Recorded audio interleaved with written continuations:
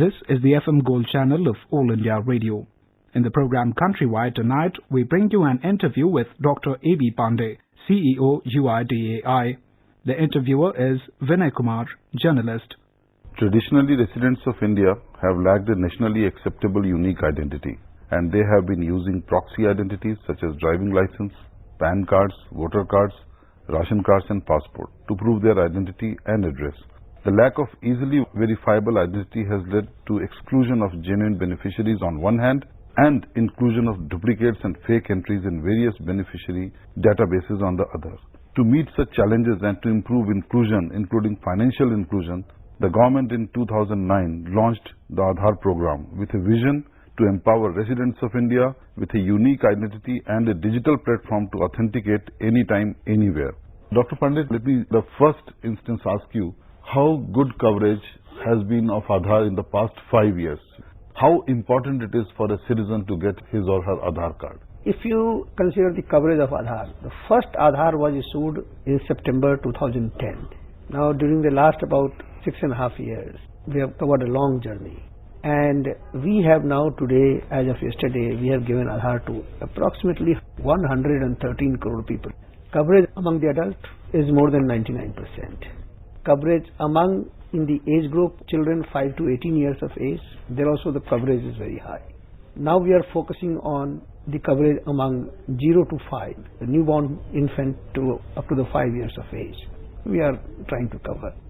So broadly the coverage is not a problem except in few areas like northeast, Jammu and Kashmir, and there also we are now trying to speed up.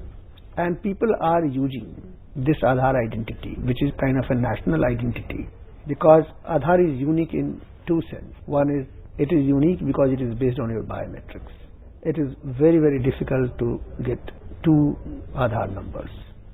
Secondly, which is not possible in many other ID systems, perhaps in the world, is that you give your Aadhaar number and put your fingerprint on any device and immediately you are authenticated.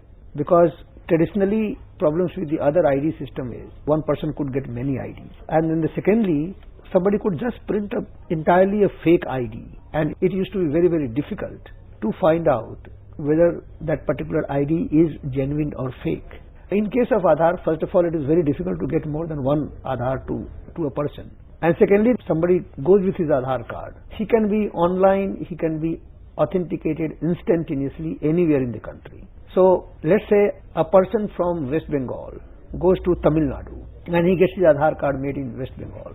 In Tamil Nadu he can be authenticated and he can establish his identity regardless of language and everything. So this provides a great facility to all Indians that they can get their IDs, number one. Secondly, they can prove that they have a very, very credible and genuine ID, and based on that they can open their bank accounts, they can avail services and so on. So naturally Aadhaar has become an important tool for good governance and empowerment of people also, and it has helped more than 4.47 crore people to open their bank accounts through Aadhaar eKYC. But Dr. Pandey, there have been some reports and some news items also have appeared in print and social media expressing apprehension that the Aadhaar data, which is a centralized repository of data in our country, the biometrics can be misused, and we have some private agencies which phone people and ask for their KYC. So how to allay these apprehensions? There are two parts of this problem. One is that the Aadhaar data which reside inside the Aadhaar, that is your basic demographic details, name, address, your mobile number, email address, and plus your biometric. That is with Aadhaar, even though we may have engaged private agencies in the field to collect this data. But what we have done is that as soon as the data was collected, let's say somebody enrolled in a village, as soon as the enrollment was done, when you press this save button on that machine, the whole data gets encrypted by a very, very high encryption bits.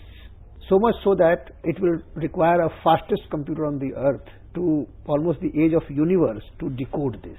So that's the kind of encryption that has taken place right at the place and time where this enrollment was done. Now that encrypted data is sent by that private agency to us, which only we can open it.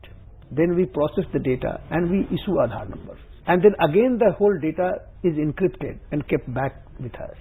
So this is the level of security that we have provided. And so that the data, even though it remains in the private hand, because data has to travel from the place where the enrollment was done and it has to come here, this data cannot be misused because it is highly encrypted. And thereafter, when the data comes to us, it is again decrypted only for a fraction of milliseconds, I would say, for the purpose of generation of Aadhaar number. This whole biometric data is encrypted and kept in a store. So there also it is very, very difficult to get this data. Plus we have several layers of security, except that we would like to assure that the data which is with the UIDAI is very, very secure. Then Aadhaar is being used elsewhere. For example, you go and open a bank account. So there you give your Aadhaar number. Biometric, they are not supposed to store it, because if you have put your fingerprint to authenticate your identity, then there also it should be encrypted and it should be sent to us. And then again, we know we'll keep it encrypted. So Aadhaar number and other details could remain in banks and other places, and the biometric should come to us under the law what we have provided. Last year the Parliament passed an Aadhaar Act. In the Aadhaar Act, we have taken the privacy and the security of data very, very seriously. And what we have said, that anyone who is using Aadhaar data, they need to protect this and ensure that the privacy of the person is not violated. For example, if they have collected Aadhaar number for opening a bank account, they can use it only for that purpose. They cannot use it for any other purpose. That is for opening bank account. For example, if you have used your Aadhaar number to get a SIM card, then this Aadhaar number can be used only for that purpose at that time, and then this cannot be used for any other purpose at a later stage. So they would not be able to publicize that such and such Aadhaar number person is my customer and then sell this data to some other marketing agency. And if they do that, then Aadhaar Act is very, very serious. It is a criminal offense and one can be sent to jail for 3 years. So we have, one is the technological security, process security, and other is the security through the law. Because after all, some people will try to violate the privacy. Some people will try to attack the system. So what we have said is that it is a serious crime in our country to meddle with any of these Aadhaar data. So cyber security remains one of the major concerns, and citizens can be assured that there are multiple levels and layers of security with UIDAI which protect this data. And the private operators, as you very rightly said, internet service providers, mobile phone service providers, they have collected this data, but they cannot publicize it, that we have this huge database of citizens with us. First of all, the data which remain with us is encrypted. Data which they have collected is encrypted, but some data like their Aadhaar number, not the biometric, Aadhaar number, bank account number, these are all personal information. And this they need to protect under the IT Act, Information Technology Act, and also under the Aadhaar Act, or any unauthorized sharing of this data, any leak of this data is a criminal offense, and for which the person can be sent to jail. And then what are the remedies available to the citizens? Suppose a fraud takes place, if somebody's account is bugged or money is taken out using Aadhaar number, so he has to approach the court, he has to file a complaint before the police, or he has to bring this to the notice of UIDAI also. So what is the process? Yes, what Aadhaar Act does, if there is some violation of Aadhaar Act has taken place, then the resident has 3 choices. He can go to the court and say that, look, this is what has happened to me. And then the court will ask the police to investigate and file a case. Other option is that he could go to the police and police could investigate, and police, if it finds that there is some substance in the complaint, then police can file a charge sheet in the court. And what Aadhaar Act has said is that it will require the sanction of the UIDAI. So with sanction of the UIDAI, the person can be prosecuted.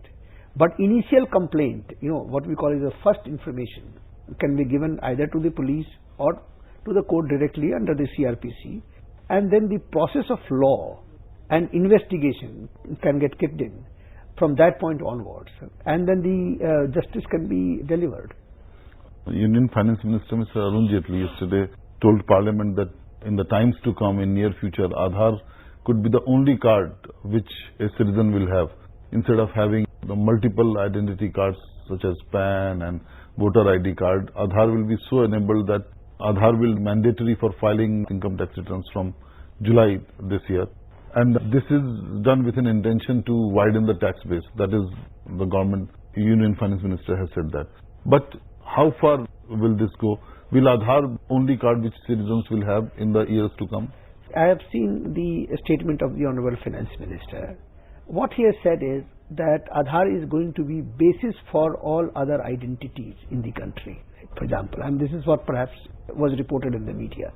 Let's say you want to file an income tax or you want to get a PAN card. I mean, naturally, while filing income tax return, when his department is processing your return, the income tax department is entitled to know that who has filed your return. Because if you don't have that, then I can file a return in your name and put you into a difficulty, right? Let's say, your income is 20 lakhs of rupees, and then somebody in post can file a return in your name and say that my income is only 2 lakh, and then tomorrow the income tax will come and say that no, your income was 20 lakhs. And then, how did you give only 2 lakhs? And then, you will have to do a lot of explaining. So actually this is, once, all these different identities are linked to Aadhaar number, then actually it is a good for the citizen and the residents also, because at least you can be assured that it is not that easy to somebody to impersonate you and do some transaction and put you into a difficulty at a later stage. So this is exactly what he meant. That today, somebody can go and open a bank account in somebody else's name, and then later on he has to do a lot of explaining that no, he is not the person. But supposing if it is Aadhaar linked, then what is ensured is that only the genuine person is able to do the transactions. And this is the unique identity given to a particular citizen.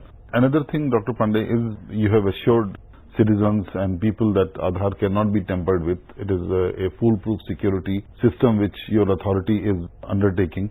But there are other privacy concerns also. Is it Big Brother, surveillance, state? This concern is also very much in the minds of many citizens and civil rights groups. They have many times voiced this concern. It has been voiced in UK also. But at the same time, many other countries, including Russia, Morocco, Tunisia, they have evinced very keen interest in our Aadhaar system. What Aadhaar empowers people? Aadhaar empowers people to prove their identity, and nobody else can fake. It's not that easy to fake that identity. Now, so far the question is that whether it will lead to a large scale privacy. So those safeguards are built into the Act itself. So as I mentioned, that supposing if Aadhaar number has been collected by a private agency or a public agency or a government department for a particular purpose, then this Aadhaar has to be used only for that purpose. So this stipulation of law or restriction of law is applicable not only to the private agency but also applicable to the government. And then Aadhaar Act says that the law has to be followed by everyone. So therefore the whole fear that this will lead to large scale invasion of privacy is not very correct. So far as the other countries are concerned, yes, other countries have requested, because we have a lot of restriction on what data we can share with others, right? Because again for the security purpose, because security is very paramount to me. So within that framework, whatever assistance we can offer to the other countries, we will offer those assistance, whoever come to us. And naturally this 12-digit unique identity number has become a very unique part of every citizen's life in India. And we have seen reports that government has saved billions of rupees, nearly 49,000 crores in giving subsidy, giving direct benefit transfer, and it is expected that it may go up to $7 billion by 2018 March. So that is the kind of economic benefits which the government has reaped. And similarly, in proportion, citizens' lives has also been made easier. That's correct. I mean, in fact, the World Bank last year had conducted some study, and they found that if Aadhaar is used across all the schemes of only Government of India, where the benefits are given, then it will lead to saving of something like $11 billion every year. Dr. Pandey, thank you very much for shedding light on all these aspects and putting at rest fears and apprehensions of people regarding Aadhaar. Thank you very much. Thank you. You were listening to an interview with Dr. Ajay Pandey, CEO UIDAI. The interviewer was Vinay Kumar, journalist. This program was produced and presented by the News Services Division of All India Radio. This program is also available on our website, newsonair.nic.in. You may email your opinion about this program at airnsttalks@gmail.com.